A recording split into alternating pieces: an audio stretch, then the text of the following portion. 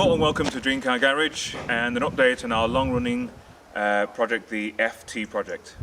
Today I'm at Atkinson Automotives for the first time in quite a while. I mean, we started this project back in 2012 or in 2014 now, and the car's been sat for a while we kind of work out some financial issues, but we're here to at least try and see if we can get an update on the project and move the car forward a little bit. So today I'm going to look to show you around the car. It's all together back in one piece. Over the course of the program we'll have a recap on all the things we've done so far, and then we'll outline the direction we want to take the car and the project in the future. Now, the car's not finished obviously, so the interior is still not in, and one or two mechanical things need to be doing. It's just got some wheels on which aren't going to be the wheels that are going to be for the project. But at least we'll be able to get an update and see the project where it is so far, and then I'll tell you the direction we're going to take the project from here, because I'm going to change the direction slightly with the project, so I'll let you know.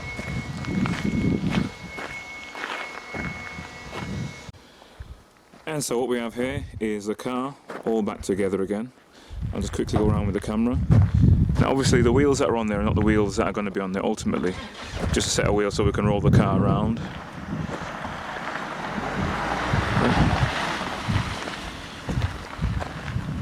Showing you around the car.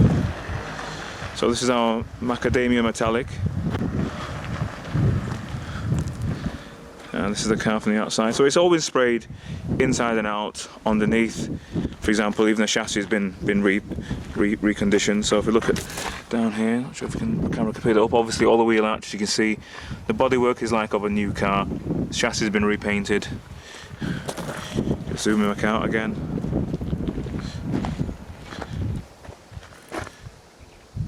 Our Zone Sport grille, our Bentley style grille. Now I've got some ideas to, you can see my finger, I want to get some daytime running lights to be fitted into bumper there maybe, one there, and then I've seen some daytime running lights are pretty cool, which is like a slit thin strip which I'm thinking can go around the lights like that. But like some of the modern cars, that'll be quite cool.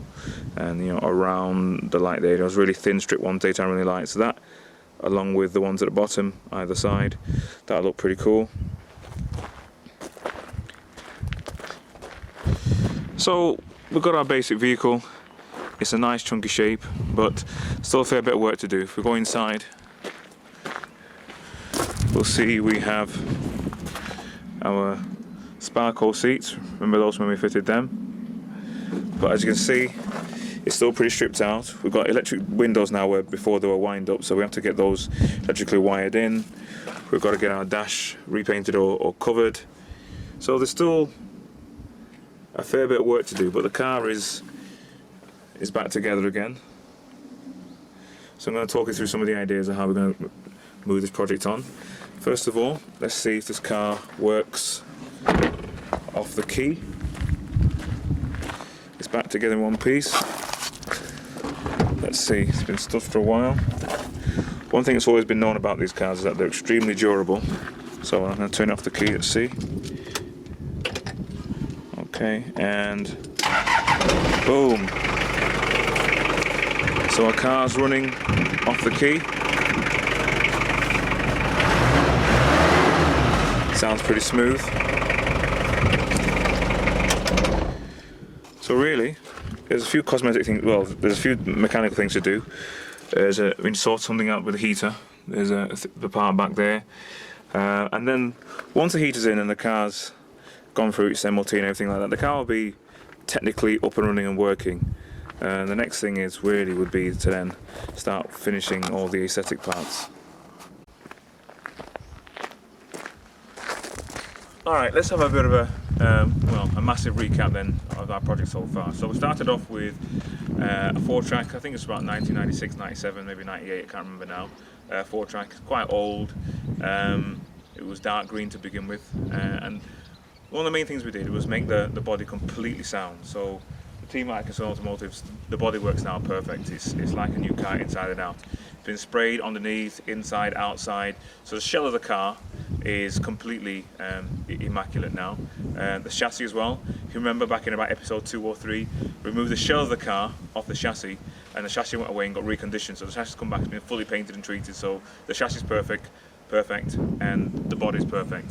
The engine came out, we changed the fans, all the different things that can be changed on that, cleaned up, engine's gone back in, so the engine's fine.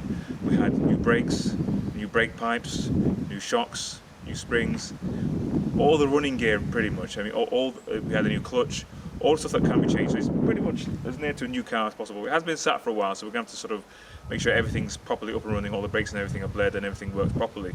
So in essence, what we've done, we spent, I'm not going to say how much, we spent a good amount, but what we've got is a perfect shell of a car. It's repainted in a pretty cool colour. We've got some cool seats, but I'd say we're probably about 2/3 of the way there. We've got to make sure it's up and running properly, MOT, so it's roadworthy, so at least we can move it around. And then next is the exciting part where we start looking at how it's going to look aesthetically. And that's where it gets kind of interesting. When I first started the project, I had the idea to do a street version of the 4Track, because all the 4Tracks I ever saw were just utilitarian type vehicles, farmer's choice, up and down fields, ploughing, nothing special. Then I went to see, who did I go to see now? TP.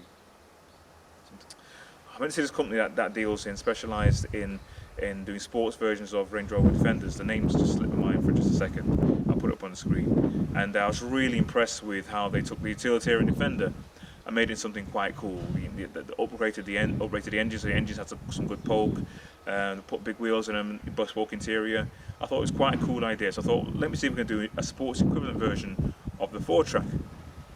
Now, not starting with the same starting point, but I thought it was a kind of cool idea. So my idea was to lower it a little bit, some big flat road tyres and stuff like that, but I've changed direction a little bit. It's still going to be a sports version of 4Track, but I'm going to, instead of taking it down low and putting some low profiles on, I'm going to keep it roughly the same rider height, but put some really big fat chunky wheels in it. Still going to do some work on the interior, make the interior quite nice, but then maybe change the style of the interior. So we've still got our sports seats at the front, which will probably get covered, and a new interior, bespoke interior put in. But then maybe at the back we'll sort of have it as almost like the kind of 4x4s you get for shooting kind cars, where people, to the backs, maybe I might have a bit of wood in the back, or nicely varnished with some seats that can fold up and down, maybe a dog guard, something like that. So it's kind of more an off-road type sports vehicle that can still carry on the road. We've still got to go to our company that's going to do the noise killer, that's going to do the soundproofing for the vehicle, because that's still a big issue with the car, how loud it is. But it's still exciting. I've got some plans to get some interesting wraps on it, subtle, but could work with the style of the car. So we're about maybe just over halfway, maybe 2/3 of the way through. The rest of the stuff, a lot of stuff's aesthetic, so we're going to be working with that over the next few weeks. Now, we've not had an update for about maybe 12 months, so the updates now are going to be becoming a lot thicker and a lot faster as we start to generate some funds to try and finish this project. So, stick with us, it's going to be an interesting ride.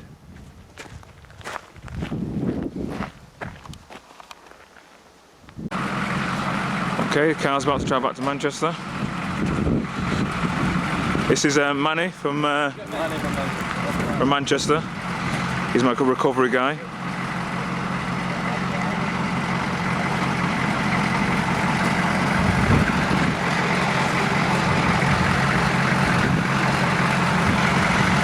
Anyone anything recovering? Lose those details.